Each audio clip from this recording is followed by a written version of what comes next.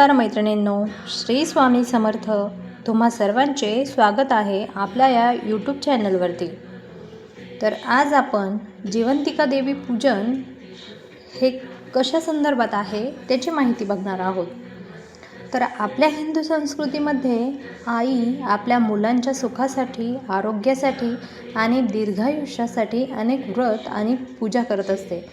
अशाच एका अत्यंत श्रद्धेच्या आणि पवित्र पूजेबद्दल आज आपण जाणून घेणार आहोत. ती म्हणजे काय, तर जिवंतिका देवी पूजन.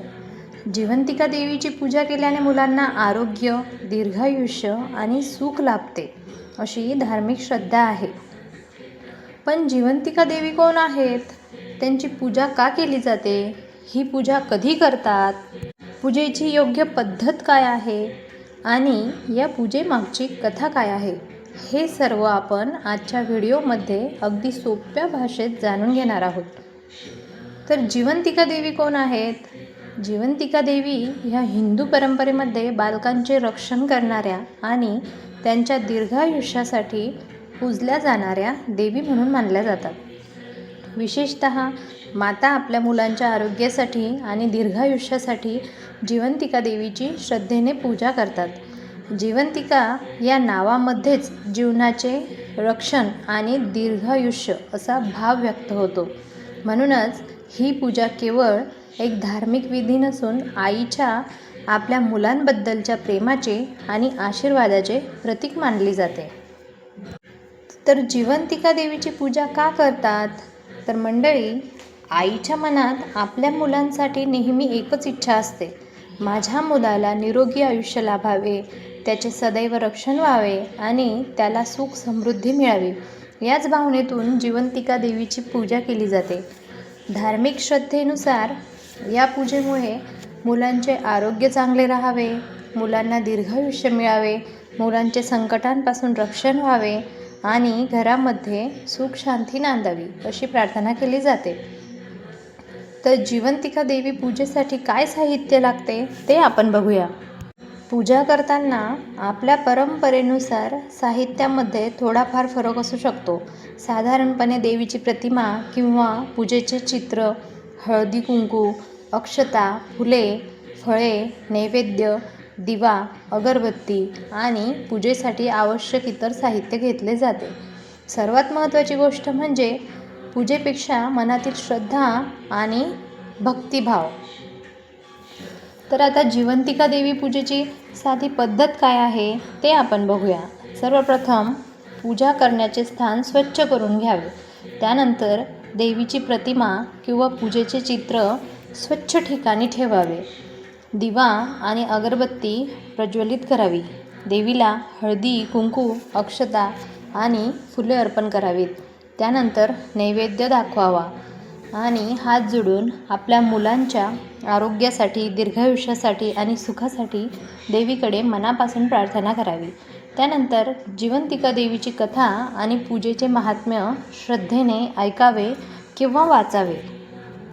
जिवंतिका देवीची कथा काय आहे, तर आता जाणून घेऊया जिवंतिका देवीशी संबंधित भक्तिपूर्ण कथा. एकदा एका आईला आपल्या मुलाच्या आरोग्याची आणि त्याच्या जीवनाची खूप काळजी वाटत होती.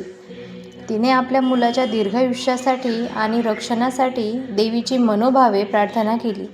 तिने श्रद्धेने देवीचे व्रत केले आणि देवीची पूजा केली. तिच्या मनामध्ये कोणताही स्वार्थ नव्हता. तिच्या मनात फक्त आपल्या मुलाच्या सुखाची आणि दीर्घायुष्याची इच्छा होती. आईची ही निस्वार्थ भक्ती पाहून देवी प्रसन्न झाल्या आणि त्यांनी त्या बालकाचे रक्षण केले अशी श्रद्धा या कथेत सांगितली जाते. या कथेतून आपल्याला एक सुंदर संदेश मिळतो.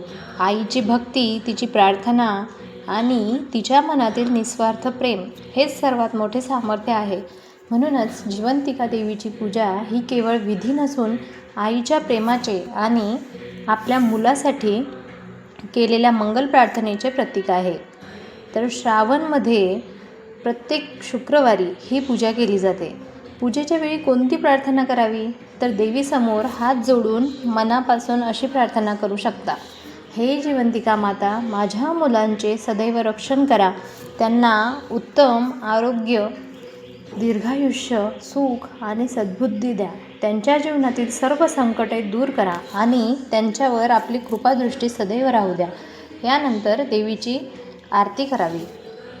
तर मैत्रिणींनो, वेगवेगळ्या प्रदेशांमध्ये आणि कुटुंबांच्या परंपरेनुसार जिवंतिका देवीच्या पूजेची तारीख, विधी, कथा आणि नियम वेगवेगळे असू शकतात. त्यामुळे आपल्या घरातील परंपरा, स्थानिक पद्धत किंवा गुरुजींनी सांगितलेली पद्धत असेल तर तिलाच प्राधान्य द्यावे. आई आपल्या मुलांसाठी जे प्रेम करते त्याची तुलना जगातील कोणत्याही गोष्टीशी होऊ शकत नाही. जिवंतिका देवीची पूजा म्हणजे आपल्या मुलांच्या सुखासाठी, आरोग्यासाठी आणि दीर्घायुष्यासाठी केलेली एक प्रेमळ प्रार्थना आहे. जिवंतिका माता आपल्या आणि आपल्या कुटुंबातील सर्व मुलांचे सदैव रक्षण करो, त्यांना निरोगी आणि सुखी आयुष्य लाभो, हीच देवीच्या चरणी प्रार्थना. जर तुम्हाला हा व्हिडिओ आवडला असेल तर व्हिडिओला लाईक करा, आपल्या नातेवाईकांना आणि मैत्रिणींना शेअर करा आणि अशाच भक्तिमय व्हिडिओंसाठी चॅनलला सबस्क्राईब करा. जय जिवंतिका माता, जय माता दी.